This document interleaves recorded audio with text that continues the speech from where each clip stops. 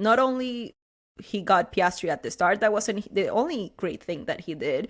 He put pressure on Verstappen, and Verstappen just managed to keep his P2 because he was called to pit because he was clearly struggling. The most impressive part of Antonelli was how he almost overcut Verstappen, which was quite impressive in and out of itself, right? So this generation of cars, especially with the fact that you always have 100 kilos of fuel on board at the start of the race and yada yada, that means that basically the 99.9% of the time the undercut is what works.